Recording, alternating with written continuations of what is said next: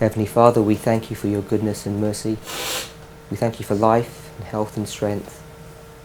Thank you for the beauty and the glory of this new day. As we honour you and glorify you through this study, we pray that you would guide our minds, that we would have a clearer conception of your word, and also of the work that you would have us to do. Be with us now and bless us. We ask and pray in the precious name of Jesus. Amen. Good morning, everybody.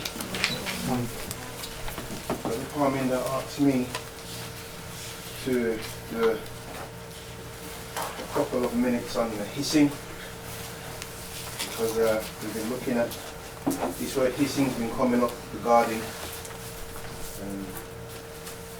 Israel, well, Judah being taken into captivity, and the Lord says they're going to become an astonishment and a hissing. So it was just a case of doing a little thing, a little presentation to show what it was. There wasn't much I could sort of get from it. The concordance, or in the margin of the Bible, it says the hissing is a shame or an embarrassment. So first I was trying to link it with the mocking, when they mock. But this hissing was, it was God doing it. It wasn't sort of the people who were trying to condemn the people of God, as it was in the midnight cry time period. So the slant I've taken is to say, okay, why are they going to be a hissing? Why are they going to be a shame? So it's going to be kind of like a Bible study, not really a line upon line thing. Just to be honest, I don't know where the hissing will be on the line. So turn to, if you want to turn there, Jeremiah 25 and verse 9.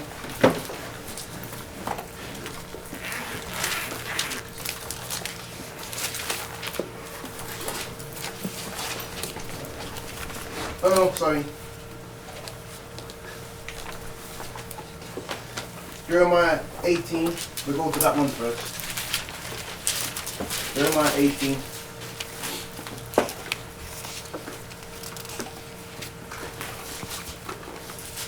You say amen when you're there? Amen. Okay. Jeremiah 18 verse 16. I'd like to read that Ion, please. Yes. 16. Uh-huh.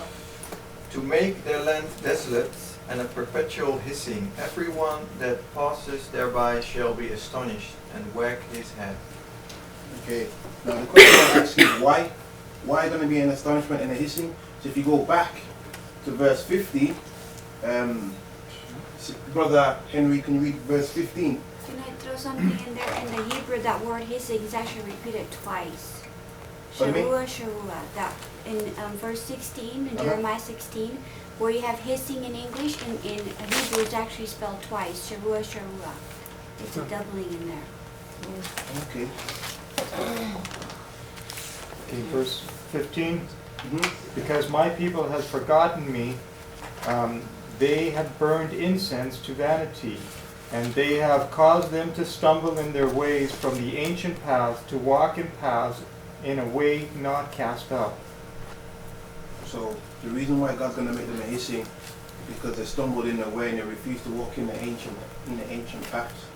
And now they're walking in paths that wasn't cast up. You can probably see where I'm heading. In my brain, what are the ways not cast up? It's these 1863 charts and these new rules of biblical interpretation. And this word hissing is a shame. And I see it like, we are ashamed now. You know, there's all types of ridiculous things happening in our church. Before, you know, people used to think Seventh-day Adventists were strict, you know, and really people of the book, but we've walked in ways not cast up and we've left the ancient paths. What's the ancient path? Jeremiah 6:16.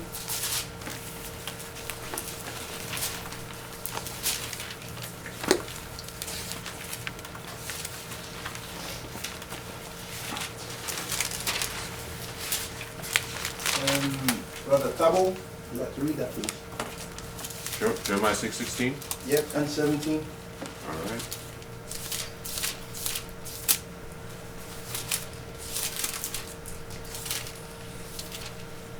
It reads, Thus saith the Lord, stand ye in the ways and see, and ask for the old paths, where is the good way, and walk therein, and ye shall find rest for your souls. But they said, We will not walk therein. Also I set watchmen over you, saying, Hearken to the sound of the trumpet. But they said, We will not hearken. Okay, so there's that. We will not hearken again. And so that's one. So I just want to give a second witness to that. That it's a case of. So this is a shaming. God is going to shame them, or God going to allow them to be made a spectacle and a shame. So now I want us to turn to Jeremiah 51. God makes another kingdom a hissing. Jeremiah 51 and verse 37.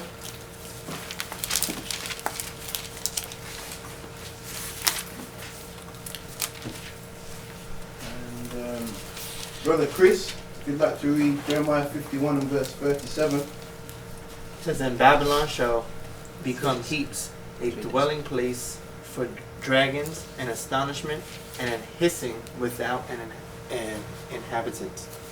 Okay, so here we see Babylon is also going to be made a hissing. Question, why? Are Babylon going to be made a hissing? Remember, Judah was made a hissing for what? Because they didn't walk in the path, and also said they didn't hearken. They said, we will not hearken. So turn to Daniel chapter 5, it's our last text. Can you say it again? Daniel 5. Daniel 5, and we'll start from verse 18.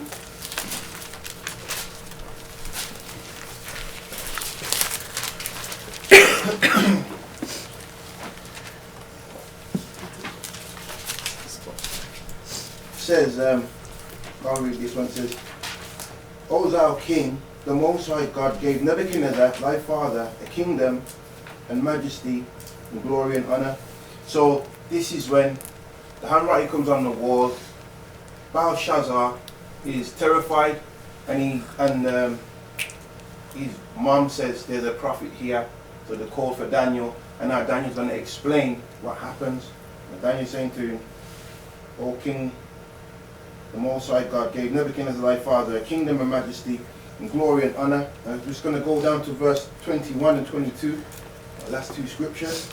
He says, But when his heart was lifted up and his mind hardened in pride, he was deposed from his kingly throne, and they took his glory from him, and he was driven from the sons of men, and his heart was made like the beast. What's he talking about? Question to the group. 20 and 21. Pardon me? 20 and 21. Yeah. You said 21, 22. Talking about the 7 times. Oh, sorry. 20. Okay, it's talking about the 7 times of Nebuchadnezzar. We're going to get to 22. We're talking about the 7 times of Nebuchadnezzar, yes? Mm-hmm. And he's saying to Belshazzar, this is what happened to Nebuchadnezzar. So we'll keep reading. And his dwelling was like the wild asses. They fed him with grass like oxen, and his body was wet with the dew of heaven, till he knew that the Most High God ruled in the kingdom of men, and that he appointeth over it whomsoever he will. And thou his son, O Belshazzar, has not humbled thine heart, though thou knewest all this. So again, he hasn't hearkened. He knew it and didn't do anything about it. He didn't hearken unto it. So what happened when he didn't hearken? Babylon was made a hissing, or he was made a shame. So as Seventh-day Adventists, if the Seventh-day Adventist structure or institution don't hearken to the sound of the trumpet, which they've already declared that they're not going to do, what's going to happen to them at the end of the world? They're going to become a hissing, they're going to become a shame. There's a few more, but that's basically what I have on it. Tabo? Just some quick thoughts, because I just looked briefly at, right now actually, to Zechariah 10 verse 8.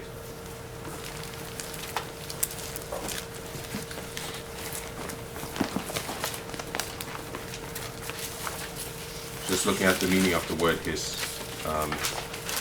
in a different sense. When you look at verse 7, it says, "And they of Ephraim shall be like a mighty man, and their heart shall rejoice as through wine. Yea, their children shall see it and be glad, and their heart shall rejoice in the Lord. I will hiss for them and gather them, for I have redeemed them, and they shall increase as they have increased." So I guess hissing here, it's in the sense of, whistling for someone, That's and it's exactly what identifying. The Yes, it- concordance was saying it's a calling, a whistling as well, but it wasn't used in the context in which we was doing a lesson. Yeah, In terms of looking at this issue with the captivity and Zedekiah and all this kind of thing. yeah. Okay, I guess that was the See, context, because I guess in one context here it's Exactly, so this came at it from that view. okay. So there are some verses that I think you didn't look at with the hissing. Can we maybe direct the group to actually put it on the line? Because I think we have enough information to do that. We could try.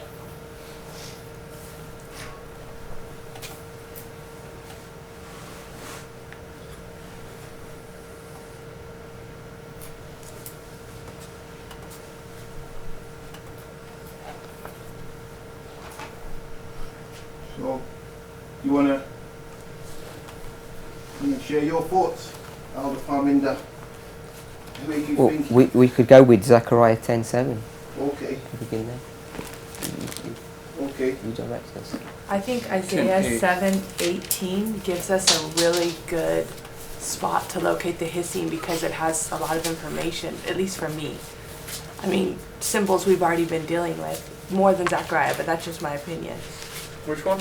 Isaiah 7:18 talks about the day, what's going on during that day, and there's a hiss. 5:26. Yeah. And that's where we started. That's when we brought it up, isn't it? Isaiah 5:26 locates at the midnight cry.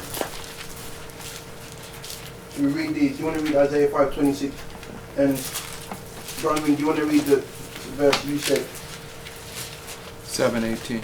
Okay, 7:18 says, "And it shall come to pass in that day that the Lord shall hiss for the fly that is in the uttermost part of the rivers of Egypt, and for the bee that is in the land of Assyria." So we've got symbols located there.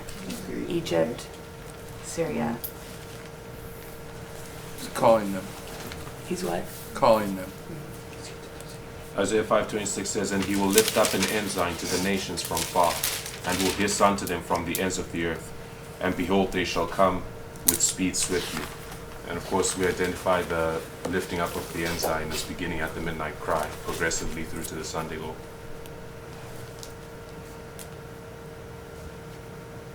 Okay, so where is the call? Is it Midnight cry. midnight cry? Then we have let's check.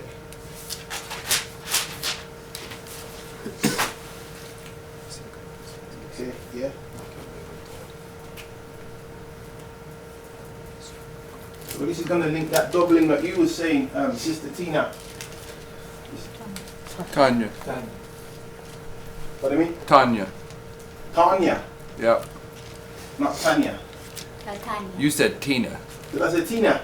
Oh, sorry. My bad. Tanya.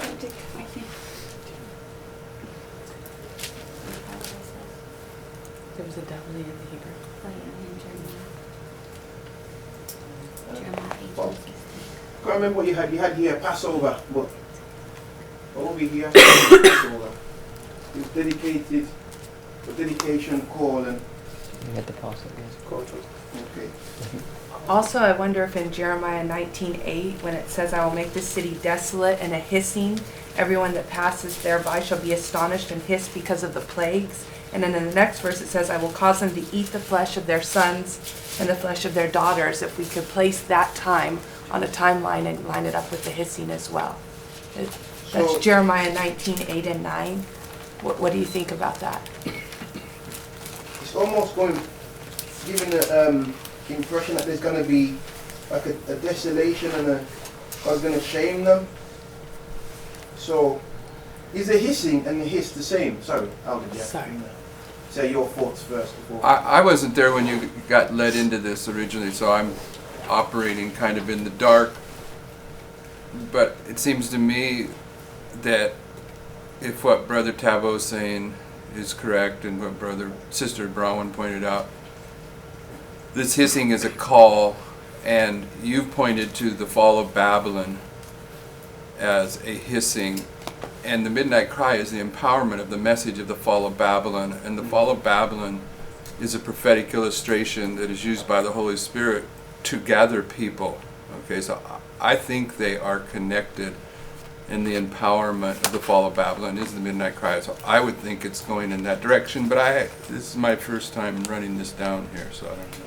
Okay, makes sense. Brother Tyler? Jeremiah 19, 8 and 9, the one Brahman was just mentioning, that is pretty clearly the Sunday law, because that's when the city is made desolate. And I guess the way I am understanding the hiss in that context is he'll make it a warning, sort of. He'll, out of the astonishment and hissing of what he does to Judah, or the Seventh-day Adventist Church at the Sunday law, a multitude of people will see that, and they'll be called from that destruction that they see. Okay, could we go from a fractal level as this being a Yes. type of Sunday Yeah, law? that's the point. They're both the same point at one level. Okay. We've got more weight of evidence is swinging towards the midnight cry.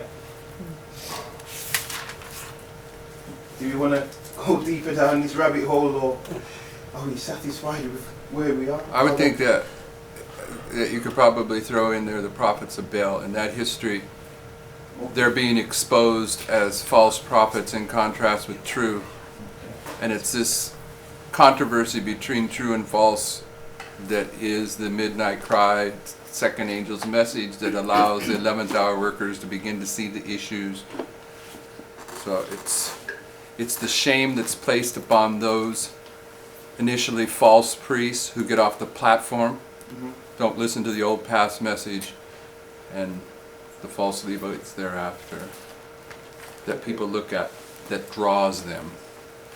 But at the same time, Egypt and Assyria are being drawn into the valley of decision. First Kings 9, 7, and 8 also. Gabriel said 1 Kings 9, chapters, verse 7 and 8.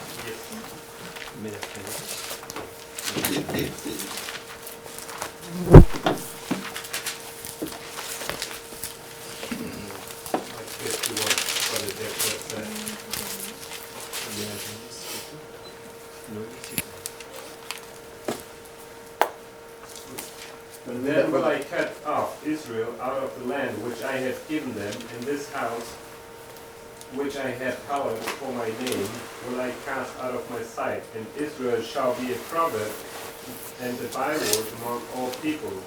And it is this house which is high, everyone that passeth by it shall be astonished and shall hiss.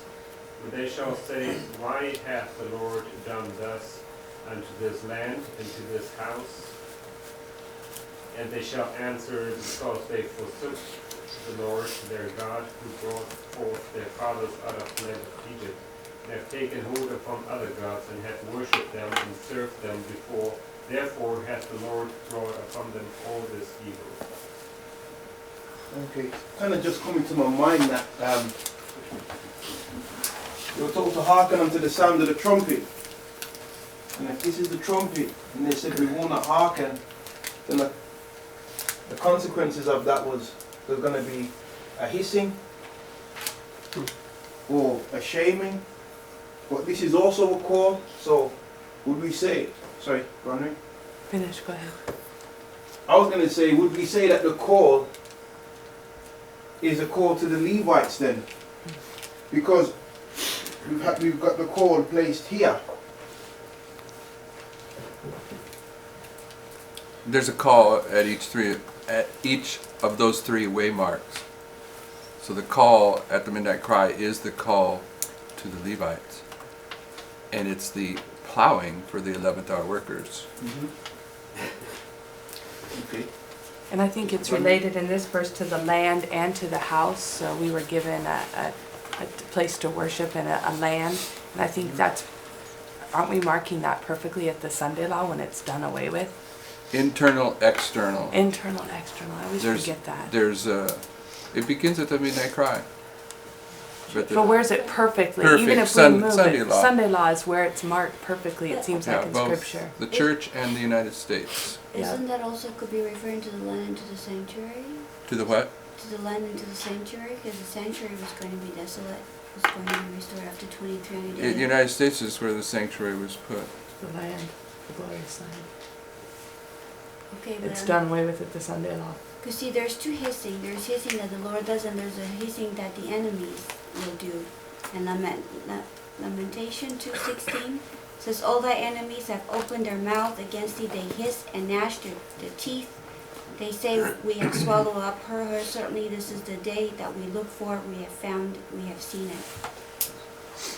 Yeah, even the enemies are going to see the shame that's put upon Adventism as an example. And they're going to, there's passages where it talks about God's people running to Egypt for help, and they're going to find Egypt isn't going to help them.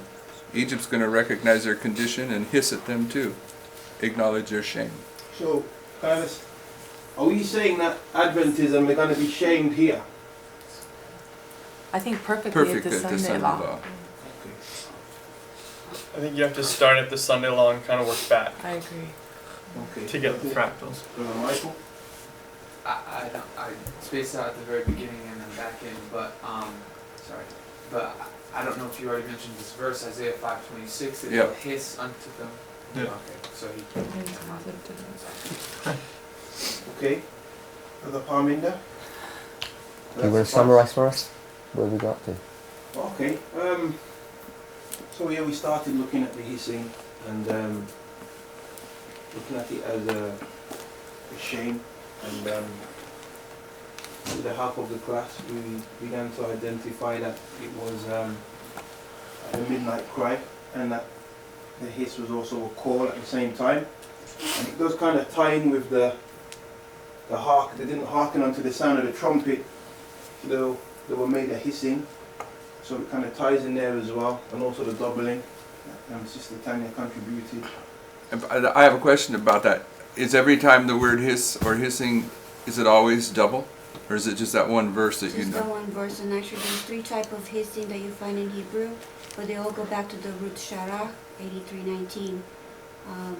The one in Jeremiah 18:16, there's only two verses, Judges 5:16 and Jeremiah 18:16. The hissing comes in the Bible 8 times in English, but the hissing in the Hebrew original, the original root comes 12. There's 12 verses, so there's a lot of, and there's 7 verses on the Sharai, and 2 verses on the Sharawu. So there's a lot. The reason I mentioned the verse from Isaiah 5 though is because it's that word she just said, the shirah, and it means to whistle or to hiss. The whistle is like the call. It's a call. And it's a call to the nations to come against God's people in that verse. At the same time that he's lifting up the ensign. So I don't know what that means, but that does seem appropriate to be placed at the midnight cry. This one sound a bit like a sign. Anyway, we're finishing now. Brother Marco, and then... But just saying this, where Tanya found this doubling, it's translated into a perpetual hissing.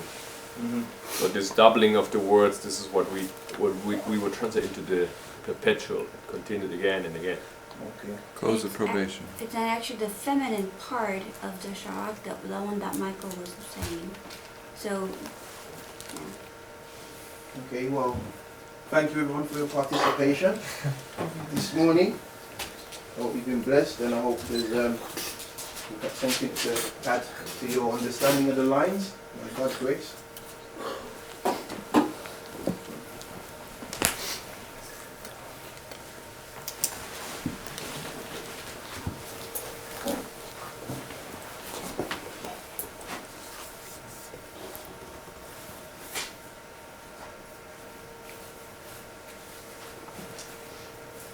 So can we take this question mark out?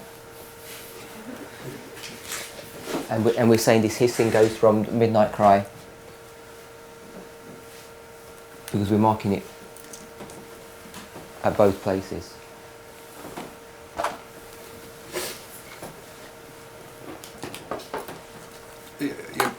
Well, in Zephaniah 2:15, it actually goes all the way to the close of probation because it says, "This is the Yeah. rejoicing city." I just wondered, some of those verses seem directly to me to be picking up Sunday law. And yes, I understand from what Brother Marco was saying, it's a perpetual. Well, okay, this is the rejoicing city that dwelt carelessly, that said in her heart, "I am, and there is none beside me." How is she become a desolation, a place for beasts to lie down in? Everyone that passeth by her shall hiss and wag his hand. This is the end of the spiritual Babylon. But the fall of Babylon's progressive. Yes. I would almost argue that the hissing can be kind of lined up with the trumpets, and that there is a shame that the hissing might even fit at 9/11 because the leadership is passed by there, and there's a trumpet there. But Yes. that's just the logic of the separation process that's going on all the way to the end. Brother Tyler? Surely, Midnight Cry. It seems like, and this is sort of just semantics, but you know, it's 6 of one, half a dozen of the other, that you would want to place it at the Sunday law because most, if not all of these, you know, when the end sign is lifted up, when the destruction happens, you know, nothing's destroyed at the midnight cry, only in you know, a fractal sense, that you'd want to put at the Sunday law and then work backwards or forwards with it, because it seems like the Sunday law is the point that it's pointing to, but like I said, it's sort of just semantics because it's all the same point anyway. I think something's destroyed at the Midnight Cry. I think that can be sustained. There's increasing judgments all the way to even in Sister White's day and age, and they escalate.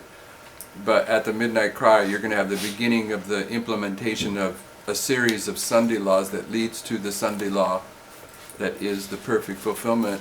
And each step into apostasy that the United States makes is going to bring a corresponding judgment. So Midnight Cry, that's when things start falling apart big time. Yeah, I agree with that, but I don't know if any of these hissings are talking about the USA. They seem mostly talking about the Adventist Church, Jerusalem, or I guess Babylon at one level, or on some of them.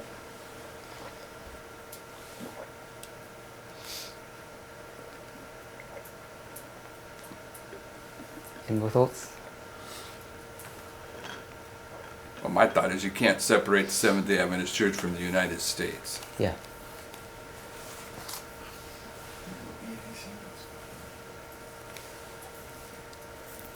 But I'll deal with him later.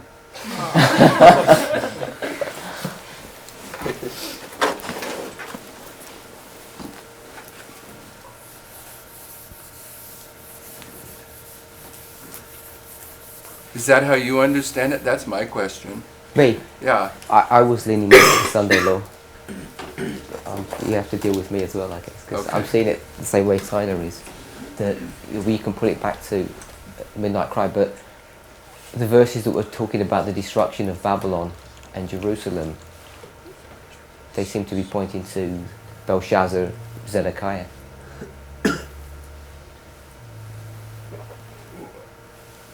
The Adventist Church is typifying Belshazzar at the Midnight Cry. Their rejection of the handwriting on the wall is the rejection of the old past. Yes, so I don't have any problem looking at it that way, but we also see that the writing on the wall. In the big picture. Yeah. Yeah. Yeah. So I think that's what is that what you're saying, Brother Tyler? Yeah, I think it's just pointing to the third step. You know, whatever third step you want to look at, I think they're all the same. But it just seems to be a little bit more clear at, because I don't know if Adventism's not passed by at the Midnight Cry. The foolish virgins are passed by at the Midnight Cry. They would be the hissing, the desolate ones at that point, because Adventism still has the rest of the Midnight Cry to go through as their test, or the rest of Adventism. The thing is that hissing means two different things too. I think your emphasis is on the one, but the other one is the calling to the nations to come and to destroy. And I think that call. It's does all the third start- step. Yeah. Third, I think it starts with the midnight cry. I think this, Yeah. because of the destruction of the United States, its economy is now destroyed. It begins to progressively fall at a rapid pace at that point. It seems like the ensign being lifted up and the call to the nations, or it's a call, if I'm understanding this verse correctly, it's talking about the same time period that the king of the north and his armies are to come against Jerusalem. This is the day of the Lord. So it's that history leading up to that point. So I think when you put that it's put in the context of the fall of Babylon. Fall of Babylon is illustrating the fall of the United States, but it's also illustrating the fall of the Adventist Church, and that is the message between 9/11 and the Sunday Law. Is the second angel's message, which is the fall of Babylon, and we know it's progressive. I'm not arguing that the perfect fulfillment isn't the Sunday Law. But generally, in the fractals, you've got to acknowledge that those characteristics are in the Midnight Cry, too. Absolutely. I think everyone agrees on that. I don't actually know what the disagreement is, I guess. Other than the fact, all I was saying is that I see it more perfectly at the Sunday Law, and you would work back with it. But I don't know if you guys are saying it's this Midnight Cry and then you work forward with it. But you just said you thought it was the Sunday Law too, so maybe we just totally agree on that. It seems like it's laying out a problem that I'm seeing it rise up all the time, is that we're always allowed to say it's a point and a period. Mm-hmm. We never identify exactly where it lays in the beginning and then work down from it. And I struggle with that. I want to see where it perfectly is reflected before I start trying to break it down. And it seems like we often just immediately skip that first step and jump into breaking it down, and I think that's dangerous, in my opinion. I don't know what you just said. I'm saying, where is the hissing exactly identified by the scripture? And once you exactly identify it, its primary application, and understand all the implications of that, then you can accurately break it down. But when we just say, well, it's a point and a period, because that's really what we're saying. It's a point and it's a perpetual period. It scares me a little to do that. Well, identify what the hissing is, as Michael says. Hissing can be a call, or it can be a call and a scorn, a whistling and a scorn. Just like a trumpet, you have a calling of a trumpet for a gathering, and then you have a call for a trumpet for warning as to gathering for war. It is the same thing, so you have to identify which one is for which, and then start to apply it, and then see where it begins. And like you said, everything seems to be progressive. It never really just stops, begins and here, stops right here.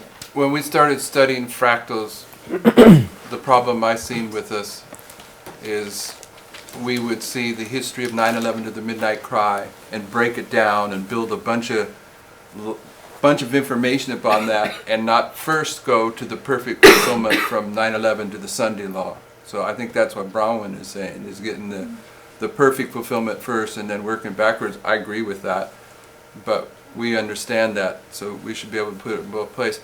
And I don't know if you accurately reflected what Michael was saying, but I would argue that it's both the same. It's a call and a shame. It's the shaming of Babylon, the shaming of the United States, the shaming of the Seventh-day Adventist Church that is the message that is seen. So at one level, they're the same. You're a perpetual shame, and that's a curse. That starts But at people are 9/11 going to though, look right? at it, and it's going to elicit a response in them. But you say that the nations start walking by and like at 9/11. I've heard this I'll go to concept Psalm talk. 48. Yeah. They're all there They're looking. by So like, they're whoa.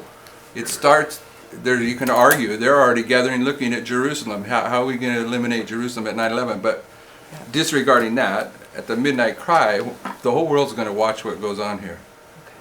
And they're going to watch the religious crisis that breaks out as some faithful Seventh-day Adventists start protesting the Sunday laws and get thrown into jeopardy over it as it leads to the Sunday law. I agree. The only thing that I was trying to say about the two definitions is that, one, the nations are called to destroy the apostate people or those in apostasy, and then after they're already destroyed and become perpetually cursed, then people see that and hiss. They scorn them, and they see them in their destruction. They see them stripped of their clothing. You know, so what I was trying to say is that it seems like there's a call to those who are going to do the work to humble these people who are in apostasy, and then the people who see those people who were lifted up in pride, who were humbled, now made low, they hiss and scorn. Anyways, that's how I was understanding it, but Zechariah I'm not 10:8. 100% sure about that. I mean, I will hiss for them and gather them, for I redeemed them, and they shall increase as they have increased. To me, that sounds in a positive way, not in a negative way. Yeah, that's what I'm saying. It's a message. So And a hissing- message is going to elicit two classes every time. Right, but this is like the hissing in this verse is applies it in a positive way, not in a negative way. Yeah. That's what I was trying to say with the definition. But that's a message, right? Yeah, a call, it's a message. That produces two classes of Right, yeah. two responses.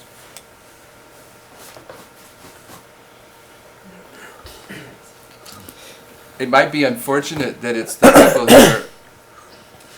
that aren't technically the students that are carrying this conversation.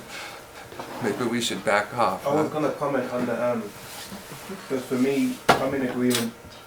I just thought it was the Zedekiah. It was the Sunday law personally, if we're gonna put it anyway. But I knew that it was a shame. But looking at the when Belshazzar is made a hissing, but that's the fall of Babylon, which is the second angel's message.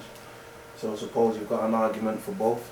So I probably just round it off and agree with Tyler that it's just the third step. However you want to sort of, angle it. Okay. Can you have a third without a first and a second?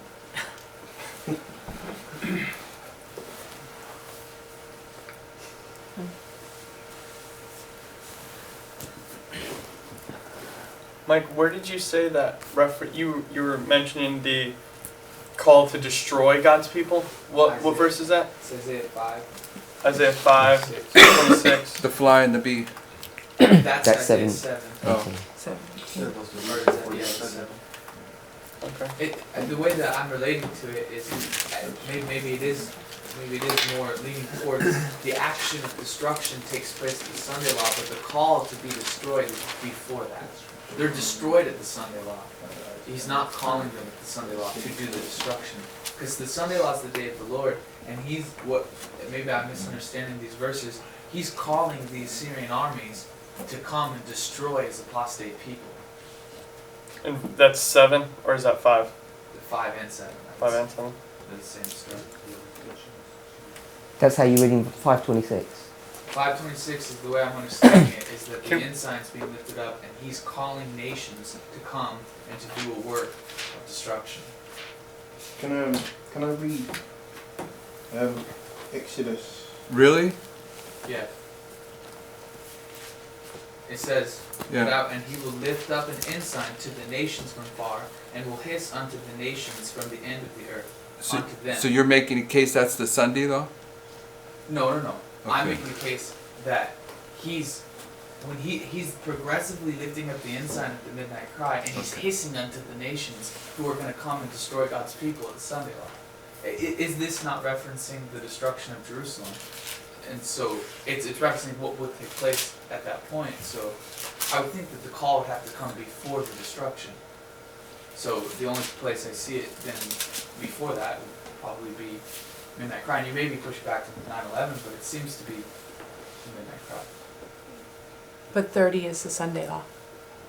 So you Yes. could say it starts there. Yeah, that's what I'm saying. 5:26 As he had and it up to there. 30. By 30 you're at the Sunday law, that dark day. That Yeah, so when you have the line as he had it, Yeah. he had the arrow. I thought that accurately Yeah, reflected probably. the concept. The call comes, the ensign's beginning to be lifted up, and the call comes to destroy all those who are not living I can righteously. see that pretty clear there. Can I read Exodus chapter 32? So I've taken that word hiss and I've used it in the context of shame. That's what you're saying, yeah? Yeah. There's the call first for the destruction. Yeah. So he's calling the nations to prepare to come and destroy God's people. Exodus 32, this is where Aaron makes a golden calf. And verse 25. And when Moses saw that the people were naked, and for Aaron had made them naked unto their shame among their enemies, so that shame I'm going to say unto their hissing in that context. Then Moses stood at the gate of the camp and said, who is on the Lord's side? So again, you could argue that it's the midnight cry, Mount Carmel. Let him come unto me. And all the sons of Levi gathered themselves together unto him. And he said unto them, thus saith the Lord God of Israel, put every man his sword by his side, and go in and out from the gate to gate through the camp, and slay every man his brother, and every man his companion, every man his neighbor. So I'm just thinking maybe there's a bit of mileage if we could potentially run the word shame through the Bible as well and see what else pops up. Before you get to that verse, as they're coming down off the mountain, they're hearing the partying that's going on. There's a noise involved that's calling them down. Because I think that the destruction that is probably a Pentecost, Sunday law. Brother Tabor, what some sort of varying definitions of that we've just brought to view of the hissing in some of those verses? I guess on one level there's the it's I guess associated as a kind of like a proverb, like an object lesson that people will hiss and wag their heads like a shame, right? Okay. So it's the world looking at God's church and looking at the and making a statement of how yes. So on one level, it's I guess you'd call it maybe the response of the world at the judgments that are coming upon God's apostate church, and I think we also identified it as the I guess in a similar vein the judgments upon Babylon, right? So I think we read verses that kind of identified those two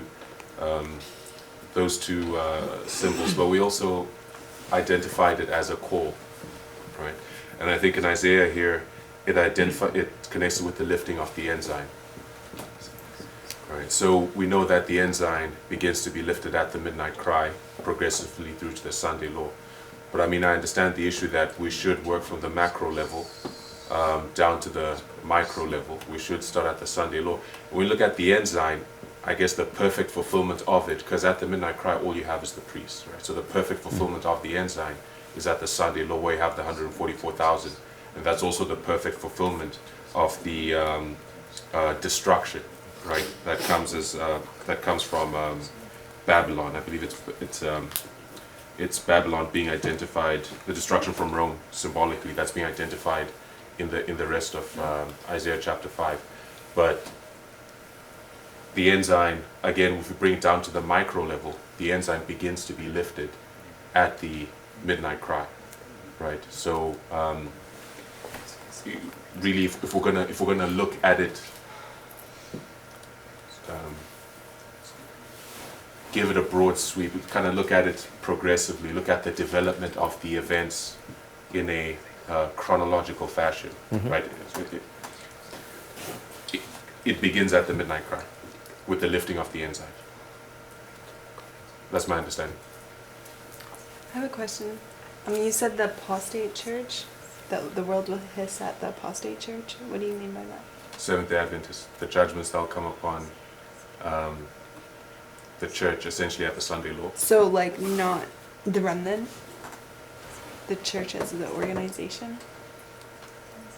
Because prior to the midnight cry, in one of our studies, we saw Daniel in the lion's den. Mm-hmm. So, at some point, there's going to be a persecution, right? So, Yes. Is the world going to be, like, looking at us as though is that part of the scorn or part of a... Well, I think if you look at some of the verses, they identified as, why is God making them a hissing? it's because of apostasy. Okay, so it's not God's faithful. I don't, at this point, I don't see it that way. Okay. What about the story of Job? Faithful or not? Wasn't he a scorn and because of all that happened to him, yet Job wasn't got any fault? And there's a verse in Job 27. There's a hissing going on there too.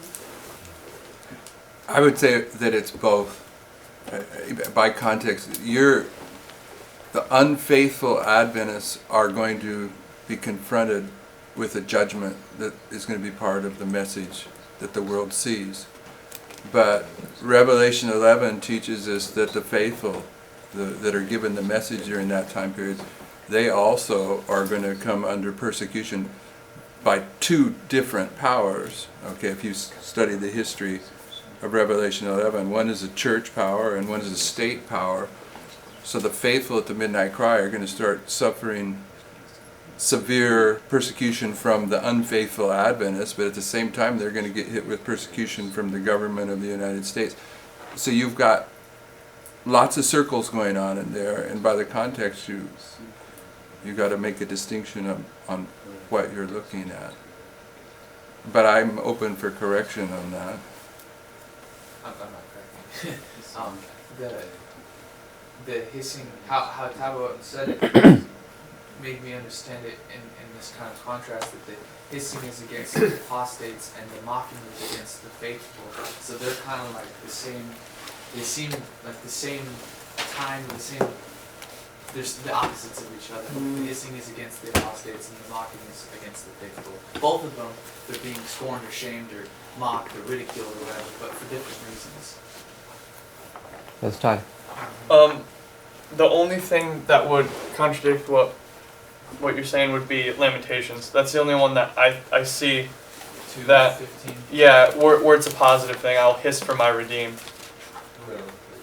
No, it's Wait, maybe I'm looking at, sorry, not Lamentations, Zechariah. 10:8.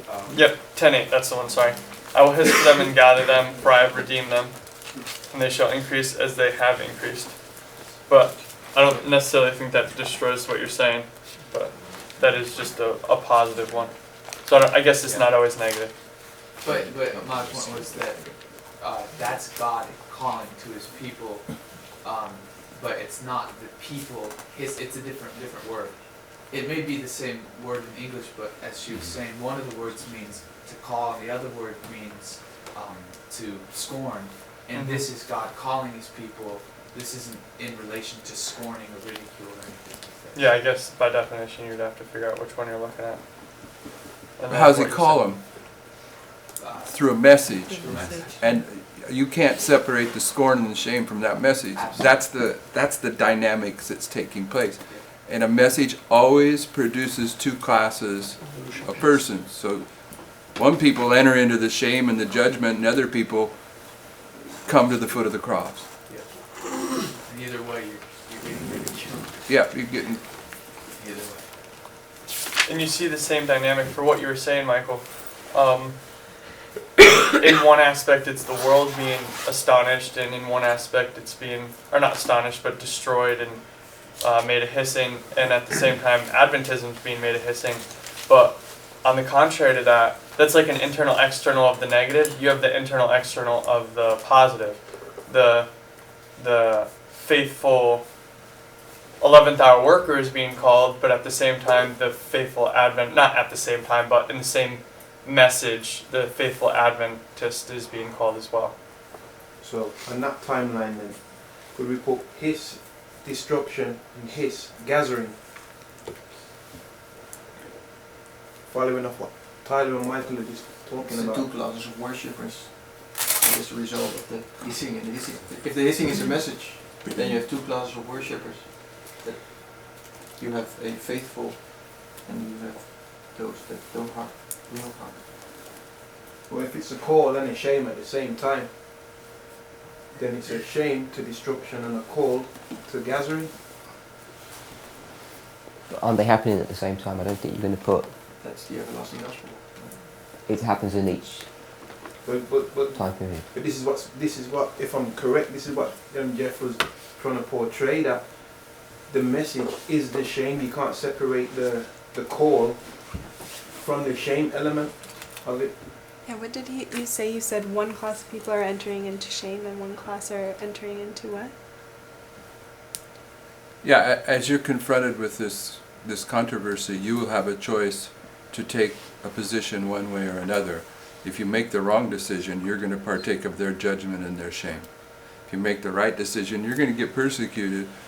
I assume we're all settled into Revelation 17, where we get the reference to the call, where it says you're called, chosen, and faithful, and that allows you to see that the call is the first step of the everlasting gospel.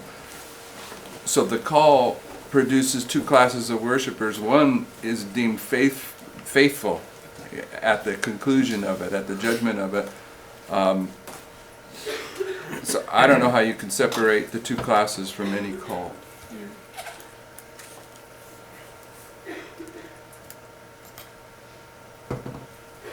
But each of these things, whether are a different wheel that's spinning at the same time.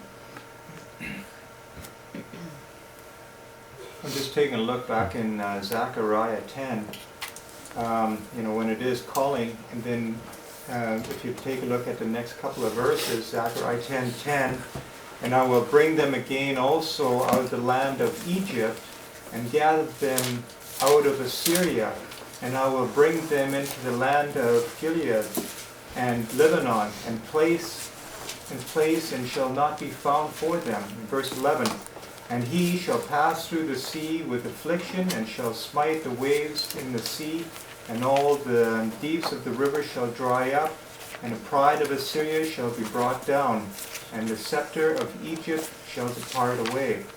So again, I see also, with the calling, we also see again that of the fall of Babylon, or actually there's a call out of Babylon to gather them out of Assyria.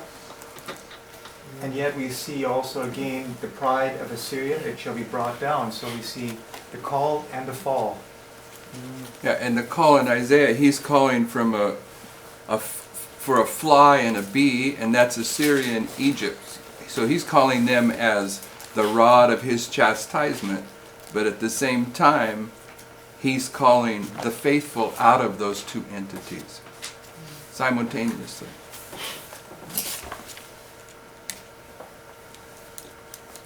Any other thoughts?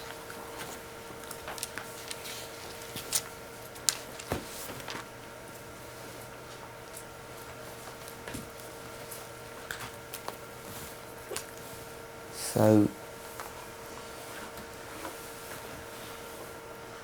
I wanted to begin to... Let's go back to Daniel chapter 8.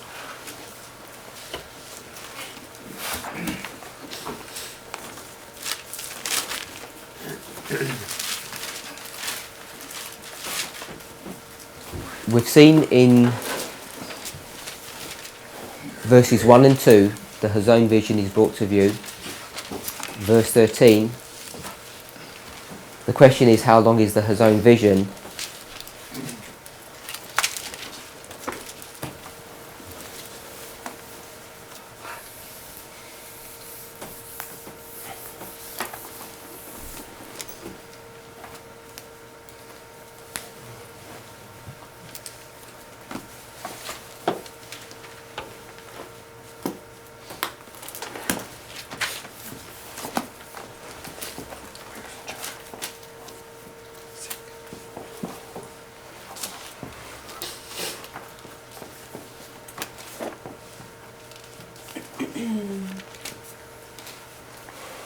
And we saw that the phrase "how long," who did a brief talk on that? Jonathan. And we can see that this is typifying October 22nd, 1844, in the Sunday Law. So that was one of the reference points that we were bringing. I was suggesting that verse 13, when he asks how long is the Hazon vision, He's taking you to October 22nd, 1844. And this vision, his own vision that's mentioned in verse 13, is brought to view here in verses 1 and 2. And verses 1 and 2 talk about the palace in Shushan.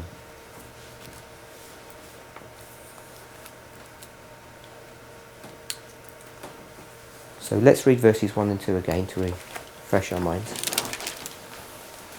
I don't know where we've got to. I read, nor did we ever get anywhere. Sister Sarah, could you read verse 1? In the 3rd year of the reign of King Belshazzar, a vision appeared unto me, even unto me Daniel, after that which appeared unto me at the first. And I saw it in a vision, and it came to pass when I saw that I was at Shushan in the palace, which is in the province of Edom. And I saw in a vision, and I was by the river of Uli. So I know this issue of the palace in Shushan, let's spell it properly,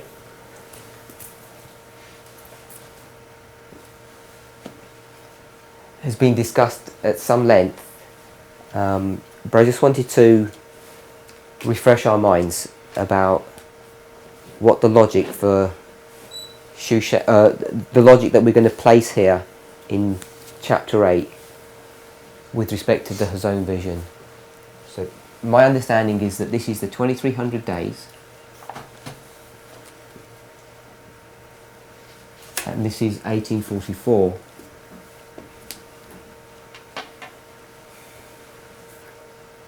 And that historically this is 457.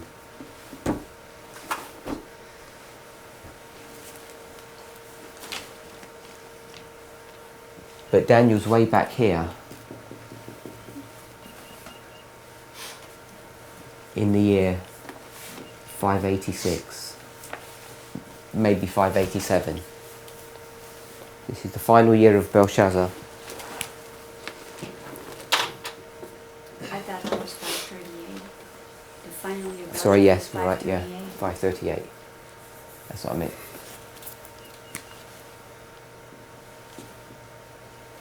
So it might be 538, 539. Right. Because This is the 3rd year. yeah, because he's not the nation isn't being destroyed.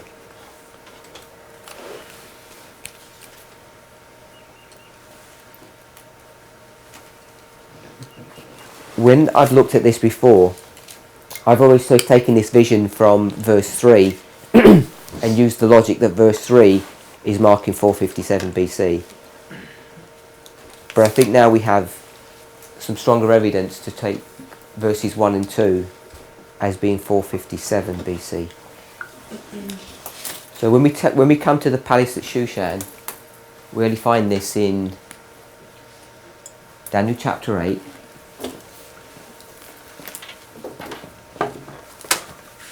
Do any of the students know the other places that it's found? Connie? Well, the Shushan the palace. Yeah. Also in Daniel 4. Daniel 4? Well, no, actually, it doesn't. It says that the king is palace. I don't know if it's Shushan though. Okay, no, yeah, I think we discussed that before. Nebuchadnezzar's palace is Babylon. That's the centre of the Babylonian Empire. It's in Esther. It's in the book of Esther. Nehemiah 1:1.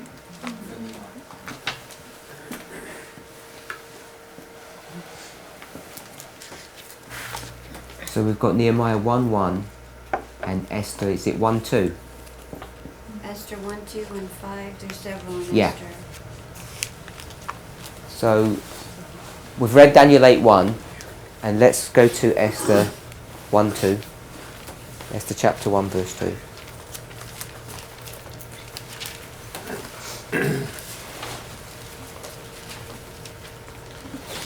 If we just go round whoever's next on the...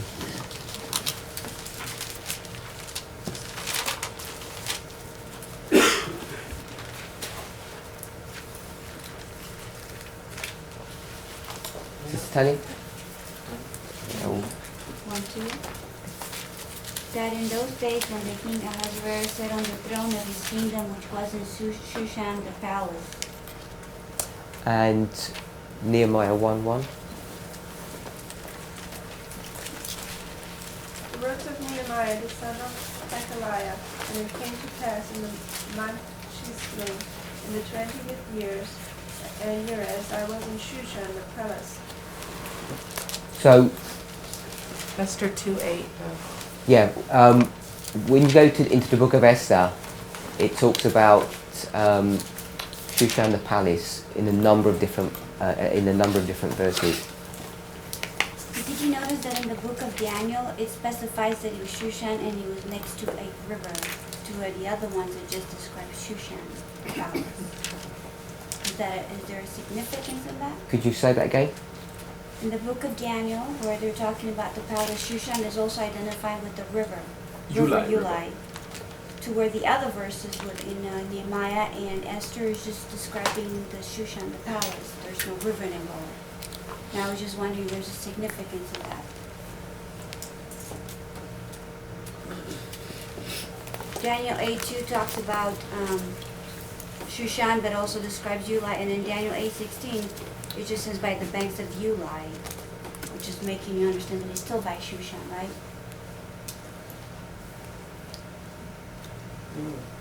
Oh, Yeah, I recognize Esther has multiple references, so I'm Yeah. sorry for bringing that up. Yeah, so in the book of Esther, it mentions Shushan the palace. multiple times. Yeah, I think it's another 9 times. Okay. But all they're going to just say is Shushan the palace. I don't have a good answer for this issue. Your question is in Daniel. In Daniel, it brings up it's next to a river, and elsewhere it doesn't mention in Esther or Nehemiah that there's a river. It doesn't have to, does it? No. I mean, there's got to be a river there. Yeah. Which verse? So what's the question? 8:2, Daniel 8. Daniel chapter 8:2. It says he was. It was at Shushan in the palace, which is in the province of Elam, and he saw in the Hazon vision, and he was by the river Ulai. So he mentions this river. History labels him as it's not Shushan the palace here in Daniel 8:2. It's actually the province, or Susa. I think there's a name for it. I read about it.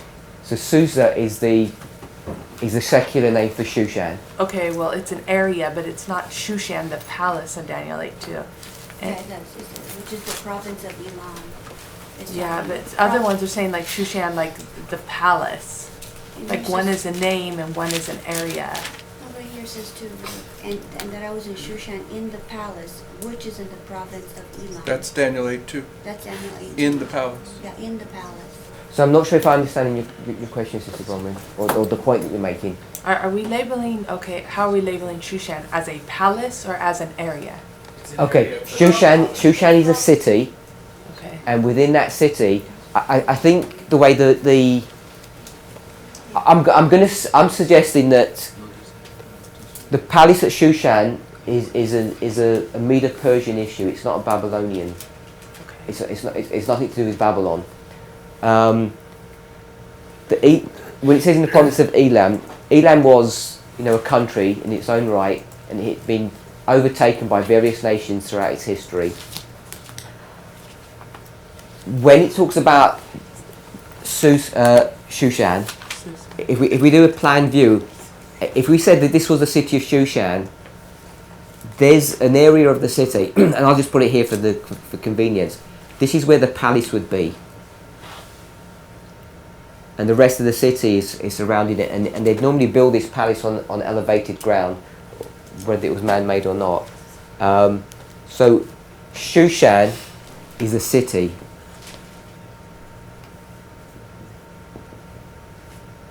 It's in the province. We're going to define province as country or district of Elam, and the palace is within that city. Or the palace might be adjacent to the city. There's this separation between the commoners and royalty, but it's all located in the same place. But he's being super specific here. It's the country I was in, the city I was in, the building I was in. Yes.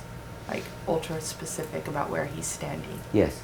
And when we try to take that away and just say it's all symbolic, because the palace wasn't available at that time, historically it had to have been available at some point. And how do you define that? That's my question. Okay, so we're going to try and work through that. Okay. Sister Esther. In Daniel 8, verse 2, these are two places in the vision where Daniel is. In the palace, and he is by the river. How is this possible? And the river maybe is a little bit away, Ulai. Or is this Close. It's close Yeah. to how close? Yeah, the city is at the river. Is my question. Is it at the river or not? The actual geography is that I can't remember what the secular name for that river is. Tigris. Tigris. No. Tigris. Tigris. Oh, you think it's the Tigris? Yeah. What I meant was the actual. I think Shushan isn't actually on the Tigris River. I think it's on some tributary that goes to it. And Ulai and Tigris is the same. Yes. Yeah. Can I read something real quick from Spirit Please. Prophecy? This is from LT 57, 1896, Part 7. The light that Daniel received direct from God was given especially for these last days. The vision he saw by the banks of the Ulai and the Hiddekel, the great rivers of Shinar, are now in process of fulfillment, and all the events foretold will soon have come to pass. Specify 2 rivers. The Ulai and the Hiddekel, yeah. But those are two different. We're in the Eli vision. Yeah, Right. they're 2 different visions. Brother Markham. It says it's located in the lower Zagros Mountains, about 250 kilometers, 160 miles east of the Tigris River, between the Kake and Des rivers.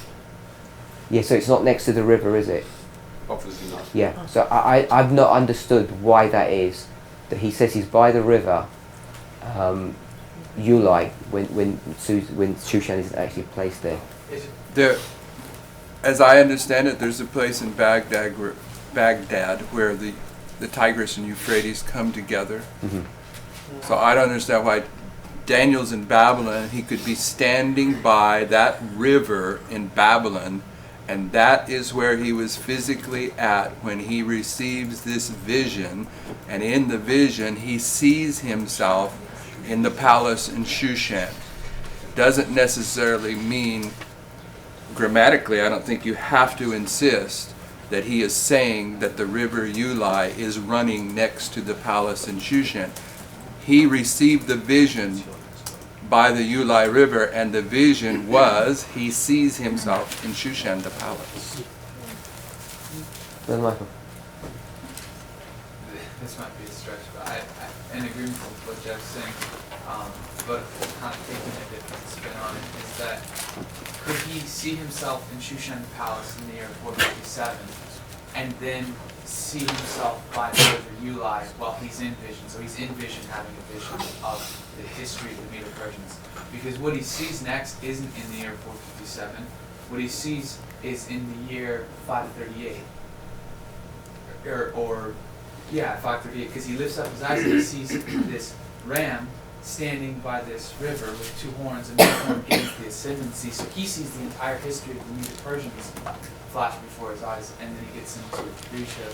So I don't know if you catch what I'm saying. So it's like he sees himself in 457 at the palace of Shushan, and then he sees backwards into the history, and he's by this river.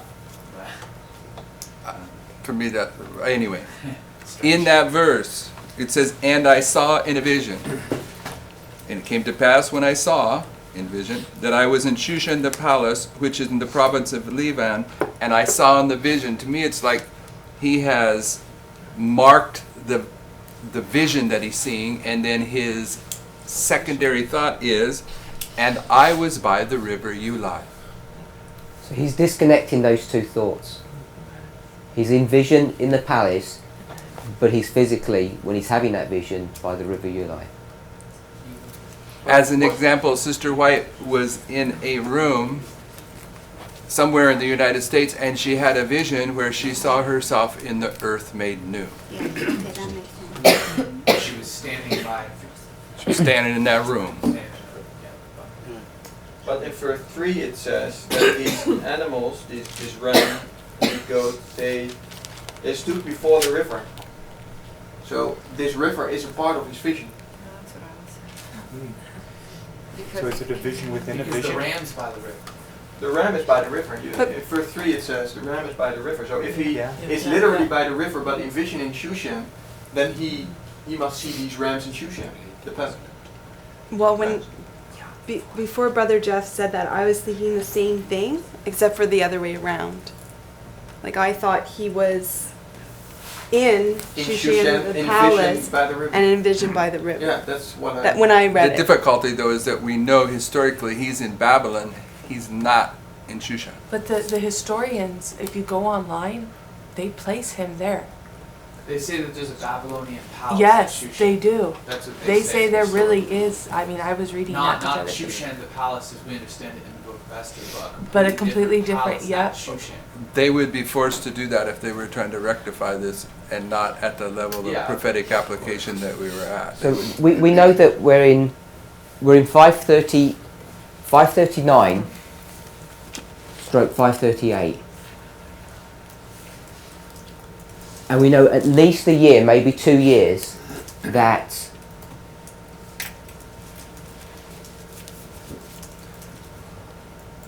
if we just said it was 1 year, so we'd be back to 539, 40. The Medes and Persians have besieged Babylon. And the besieging of Babylon occurred after they've taken most of the nation, and they've come to Babylon. They've besieged it for a year or 2 years, and then Daniel 5, the writing on the wall, and then this history that follows. So we know that we're in the 3rd year here.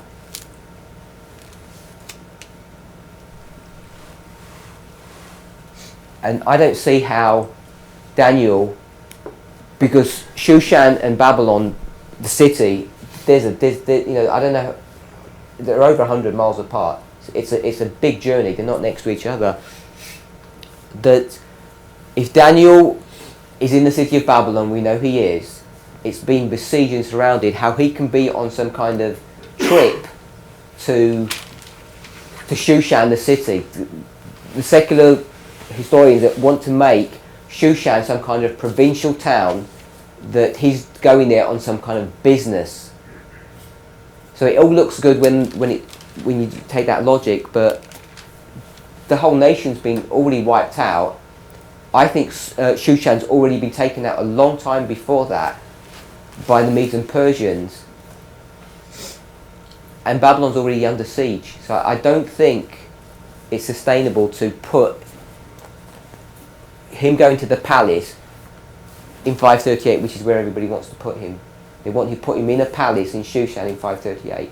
So, and I think there's good evidence, historical evidence, that says that the palace in Shushan was a phenomena of the Medes and Persians, not the Babylonians. The city has been there for a long time beforehand, but there wasn't a palace there in the sense that we would understand the palace. And it's the Medes and Persians that constructed and built and created that palace, not the Babylonians. It wasn't a palace city.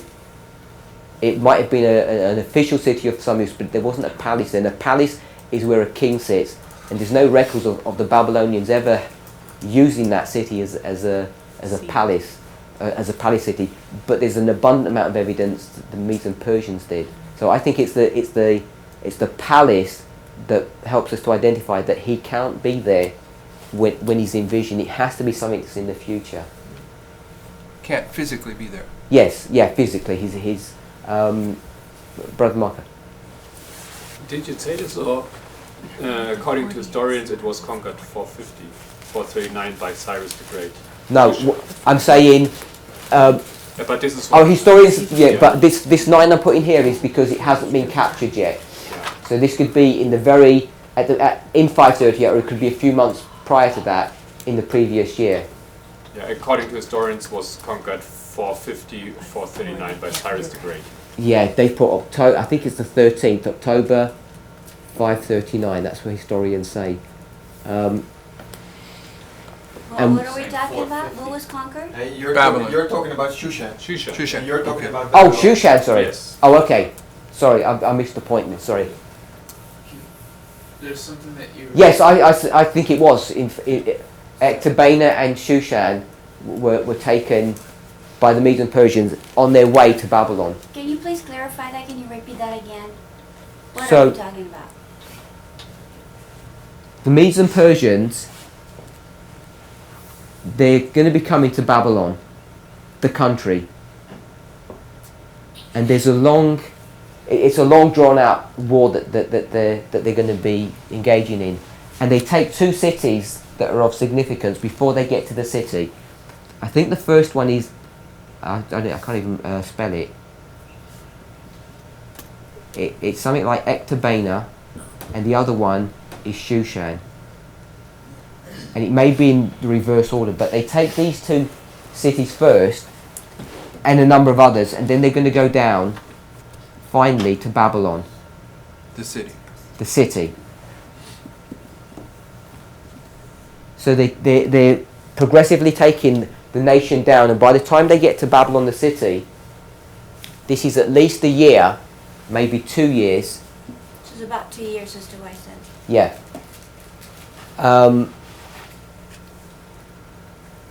That they're going. That it takes that they're going to put Babylon under siege.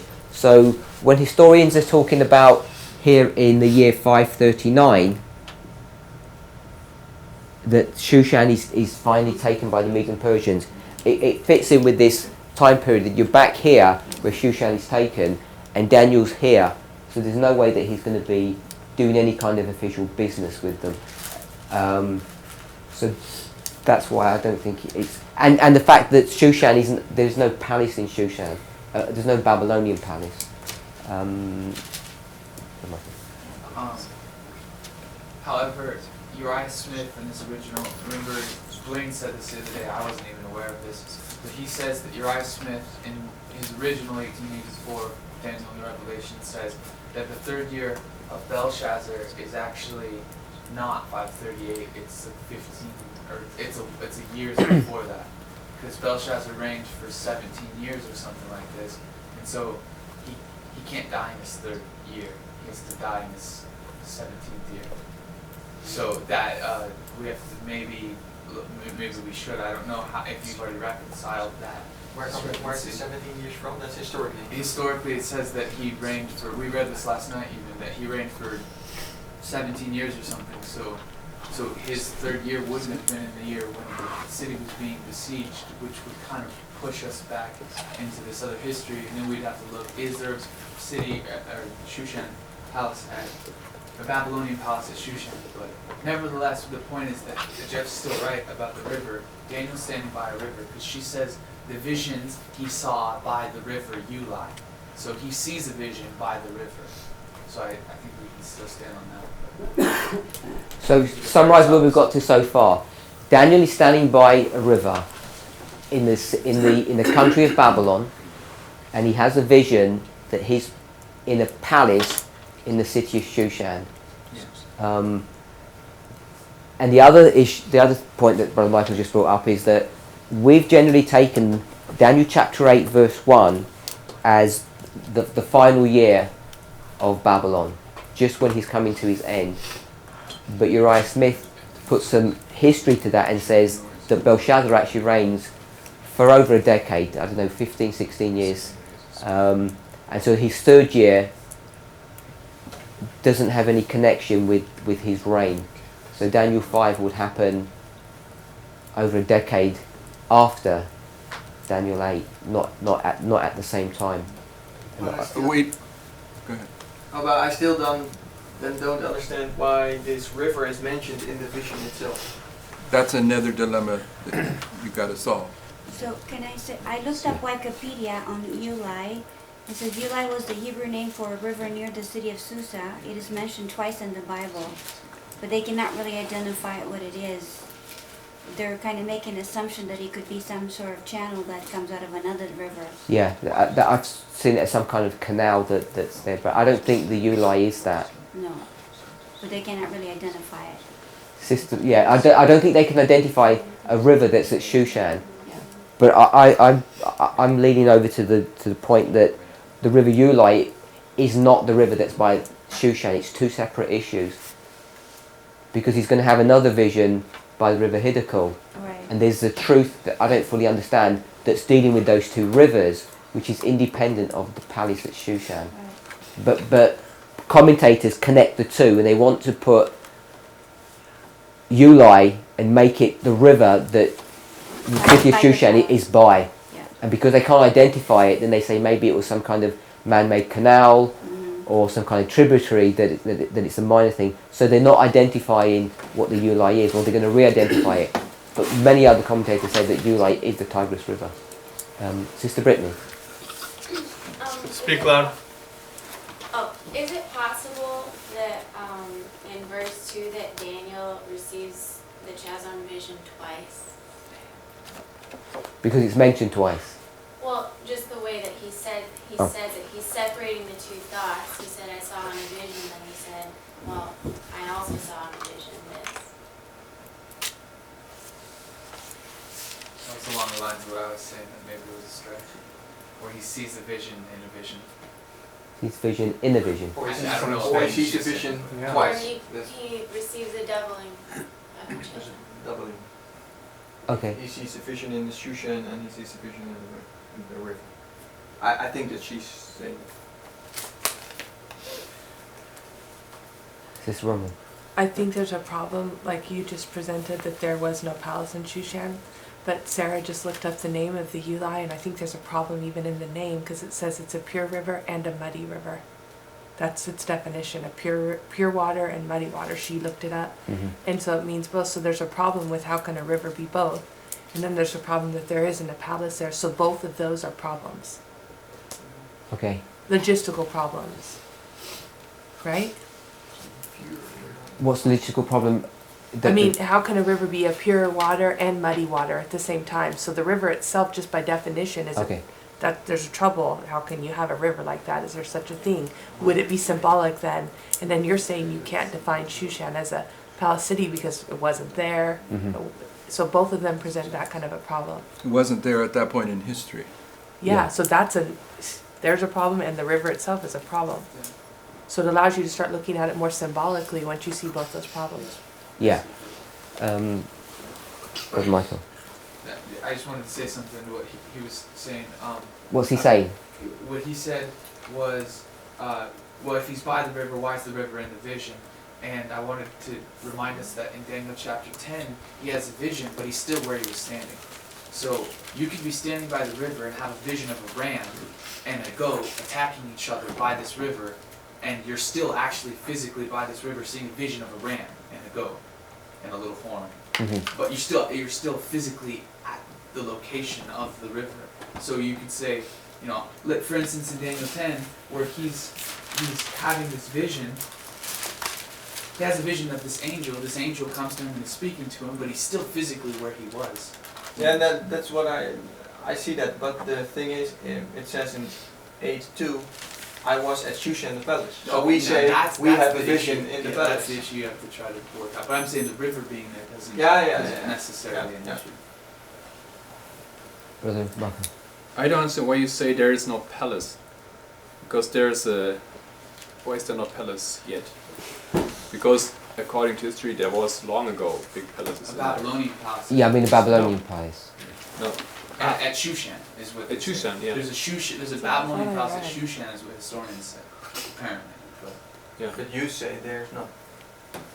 Yeah, I think the palace that's being spoken of is the palace that Darius the Great constructed. There is a text from Ashurbanipal when he entered Shushan in 604-7, and he says, Shushan, the great holy city, abode of the gods, I entered its palaces, I opened their treasures, goods and wells, etc. So this is an ancient text. I don't know. Shushan is the capital of the country of Elam. So whoever the Elamite kings are, they have a palace there. I'm not arguing. I'm not arguing that. What I'm arguing is that there's no Babylonian palace. When the Babylonians took over that city, it wasn't. Monarchies have. They have different cities that they're going to move throughout the year and live in. And the Babylonians didn't do that. The Babylonians didn't consider Shushan to be one of their palace cities. That's what I mean. The Elamites, that was their capital city for the Elamite nations for centuries before that. So there was a palace there. I don't mean it in that sense. I mean it in the sense of Babylon and Medo-Persia. The Babylonians didn't have a palace there. But it was for Daniel, physically it was for Daniel possible to be in a palace in Shushan. That's... Yes. I mean, if it was there. If he had the ability to break through the siege Yeah, and then come back in through the siege to be there when Belshazzar dies. If this was the last year of Belshazzar. Yeah, if this was the last He year. was Well, pretty that's old. If it's the third year, he still has about 12, yeah, we 13 have years to resolve go. that issue. If this is the year that the city's being sieged, we have to figure that out. And even though there was a palace before, it could have just been in a ruin in that time period. Yeah, that's possible. Because if you're going to say he's in the palace in Shushan, you've got to ask, well, what would he be doing there? And secular historians are going to say he's on some official business. He's one of the presidents, right? But he's not one of the presidents, because this is Belshazzar, and in the time of Belshazzar, he's basically a nobody. It seems to infer from Daniel 5. Was he? They didn't know about him and go Yeah, find because him. he's gone out of favour with the king. Right at the very end. We're probably So you're saying running. he could be ministering before. We're just running out of time. Sister Maybe. Tanya, you had your hand up? I was just thinking, in the light of the vision that he was giving in that place, and it was actually giving a beginning point and an ending point of the vision, where the vision was going to begin and where it was going to end. Could those Shushan the palace and Ulai the river show the beginning and an ending point of the vision? Okay. Yes. I heard somebody mention that the river and Shushan were too distant. I was reading here an article in Wikipedia that talks about the river. It says, when these rivers are in flood stage, the entire area south of Susa can be flooded as the waters of the two watercourses mingle. So at some moment of the year, the whole area might have been flooded. I think what worries me sometimes is we take these words and we say that the Ulai, we go into the computer and we say, oh, it means the Tigris, or it means some other river, and a lot of that history and those names, which are not familiar to us, when we try to put them together, it's often a construction of a historian and what their opinion of this is. So it's not. I don't think it's set in stone that the River Ulai is a minor river by the city of Shushan. But if you read it that way, then you'll be forced to look for something, and you begin to construct a history that's just based on speculation or conjecture, without taking the prophetic viewpoint that as it reads, it seems to be that there are two separate things that are going on. We need to close. We'll try to it over. Heavenly Father, we thank you for your goodness and mercy. Lord, verses that we have been handling for many years, that we thought were straightforward and easy, as we begin to discuss them and delve into them, we begin to realise, Lord, that there's so much that we still don't understand. We ask and pray, Lord, that throughout this day, throughout our study, that we would look at these verses and that you would give us wisdom as a group, individually, to begin to understand what the truths are. Over and over again, Father, we see that the issue of these chronologies comes up, the reigns of these kings, and they have an impact on our understanding of your word. We pray for wisdom to have a clearer understanding of these truths. We ask all these things in the name of Jesus. Amen.